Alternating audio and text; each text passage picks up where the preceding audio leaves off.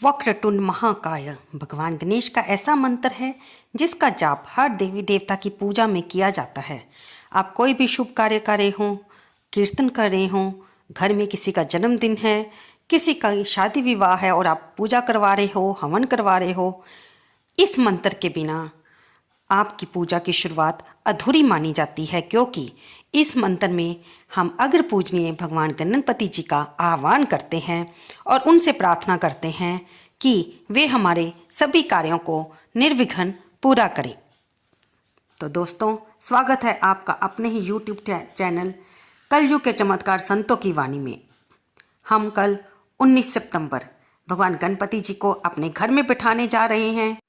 इस वीडियो में हम जानेंगे कि किस प्रकार हम सरल विधि से भगवान गणपति जी को अपने घर में बिठा सकते हैं। पुराणों के मुताबिक गणेश जी का जन्म भादों की चतुर्थी को दिन के दूसरे प्रहर में हुआ था। उस दिन स्वाति नक्षत्र और अभिजीत मुहूर्त था। ऐसा ही संयोग 19 सितंबर को बन रहा है। इन्हीं तिथि, वार और नक्षत्र के संयोग में मध्याह्न यानी दोपहर में जब सूरज ठीक सिर के ऊपर होता है, तब देवी पार्वती ने गणपति जी की मूर्ति बनाई और उसमें शिवजी ने प्राण डाले थे। तो दोस्तों, इस बार गणेश स्थापना पर मंगलवार का संयोग बन रहा है। विद्वानों का कहना है कि इस योग में गणपति के विघ्नेश्वर रूप की पूजा करने से इच्छित फल मिलता है। गणेश स्थापना पर शश, गजकेसरी, अमला और पराक्रम नाम के राजयोग मिलकर चतुर्महायोग बन रहा है। इस दिन स्थापना के साथ ही पूजा के लिए दिन भर में 2 मुहूर्त रहेंगे। वैसे तो दोपहर में ही गणेश जी की स्थापना और पूजा करनी चाहिए। समय नहीं मिल पाए तो किसी भी शुभ लगन या चौघड़िया मुहूर्त में भी गणपति स्थापना की जा सकती है। घर पर स्थापना और पूजा के मुहूर्त सुबह 9:30 बजे से लेकर 11 बजे तक और दूसरा मुहूर्त 11:25 से लेकर दोपहर के 2 बजे तक रहेगा।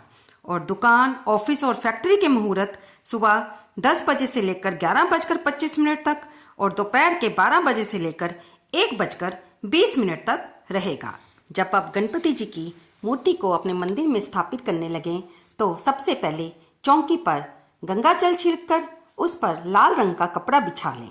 फिर गणेश जी की मूर्ति जहाँ पर आपने विराजित करनी है वहाँ पर कपड़े पर भी पहले थोड़े जल के छींटे डालें और फिर थोड़े से चावल वहाँ पर रखें। उसके बाद उसके ऊपर गणपति जी की जो स्वरूप आप लाए हैं उसकी मूर्ति को रखें और उनको पहले जल से स्नान करें। फिर पंचामृत की कुछ बूंदें डालें, फिर शुद्ध जल छिड़कें और अगर धातु की मूर्ति है तो उसका अभिषेक करें। मूर्ति पर मौली और फिर जनेऊ चढ़ाएं। चंदन, चावल, अबीर और गुलाल लगाएं। कुमकुम, इत्र, हल्दी, मेहंदी, हार, फूल चढ़ाएं। गुड़ और दूर्वा चढ़ाकर धूप दीप अर्पित करें। उन्हें ऋतुफल चढ़ाएं, सूखे मेवे चढ़ाएं। आप जानते हैं उनको मोदक पसंद हैं तो उन्हें मोदक घर बनाकर या बाजार से लाकर भी आप भोग लगा सकते हैं।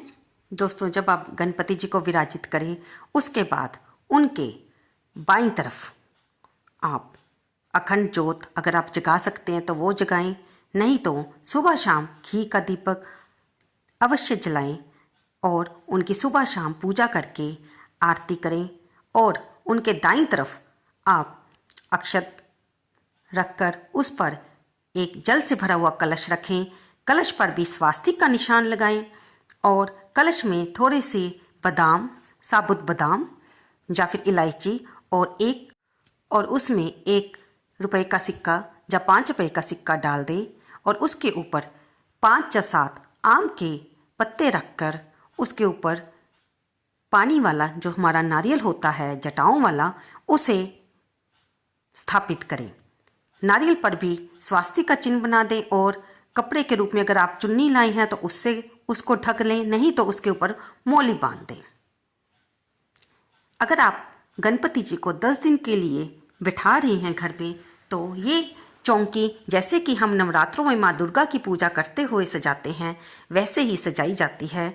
और पूरे 10 दिन जो लोग अखंड ज्योत का संकल्प लेते हैं वे अखंड ज्योत जगाते हैं, यानी कि रात दिन ज्योत जगती रहती है। और जो लोग नहीं जगा पाते वे सुबह शाम प्रभु के आगे दीपक जरूर जगाएं और उनकी पूजा करें, यथाशक्ति करें और बाद में उनकी आरती करें।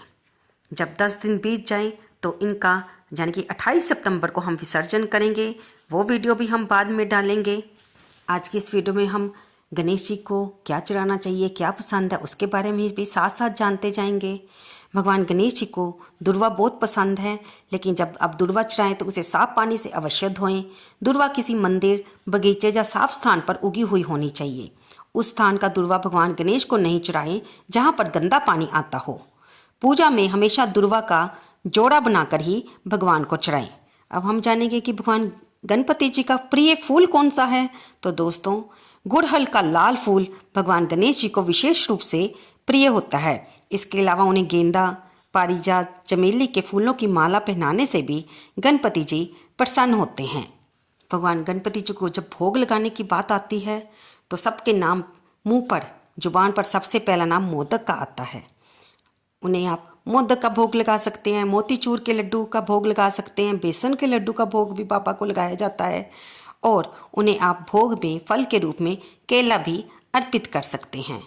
दोस्तों, आप जितने दिन के लिए भगवान गणपति जी को लाए हैं उतने दिन उनकी आप अलग अलग तरह से पूजा कर सकते हैं, अपने मन को सुख शांति दे सकते हैं, और जो भी आपके मन में ईश्वर की सेवा करने के प्रति भाव आते हैं, आप उन्हें घर में गणपति जी को स्थापित करके उन्हें अपने लाड लडा सकते हैं।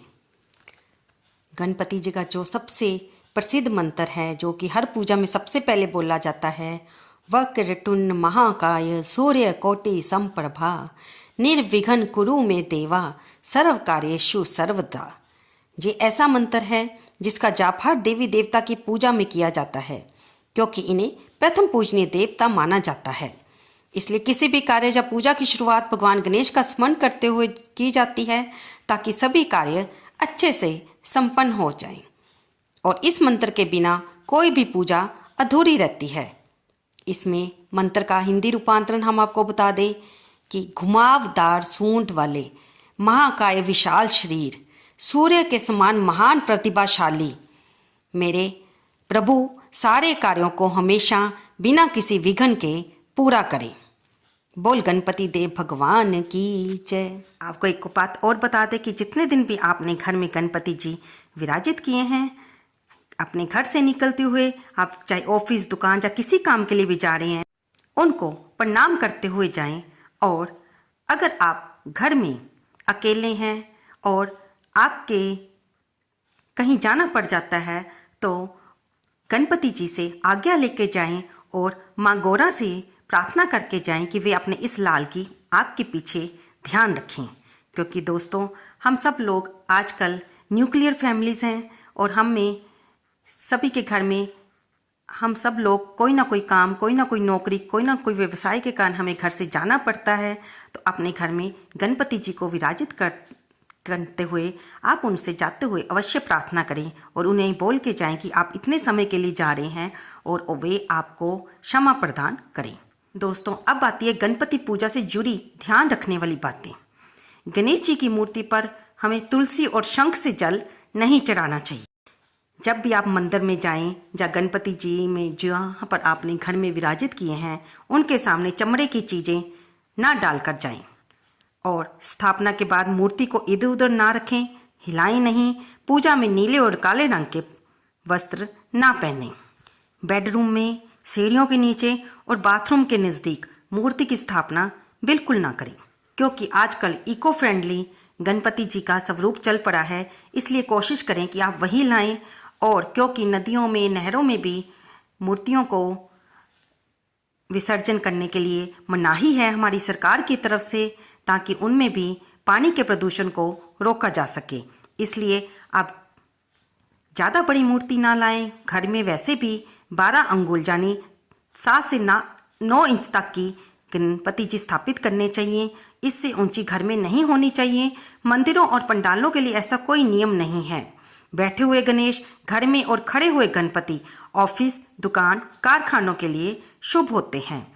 जब आप विसर्जन करेंगे तो आप इसको घर में ही किसी बड़ी टब में पानी में रखकर, जिसमें थोड़ा सा कच्चा दूध और थोड़े से फूल डालकर, आप थोड़ा सा इत्र डालकर इन्हें रख सकते हैं। और जब ये घुल जाएं तब इस पानी को आप अपने घर के पौधे में डाल सकते हैं। इस तरह से आप किसी भी तरह के अपराध से बच जाते हैं और गणपति जी की कृपा को भी प्राप्त करते हैं। विशेषज्ञों के अनुसार गणेश जी को पश्चिम, उत्तर या उत्तर पूर्व की ओर मुख करके रखना चाहिए। चूँकि भगवान शिव उत्तर दिशा में रहते हैं और इसे अत्यधिक शुभ माना जाता है, इसलिए मूर्ति का मुख उसी दिशा में रखने का प्रयास करें। तो दोस्तों, आपको ये सारी वीडियो कैसी लगी? कृपया इसे लाइक करें, शेयर करें और कमेंट बॉक्स में जय श्री गणपति, जय श्री गणेशा लिखना बिल्कुल ना भूलें। धन्यवाद दोस्तों।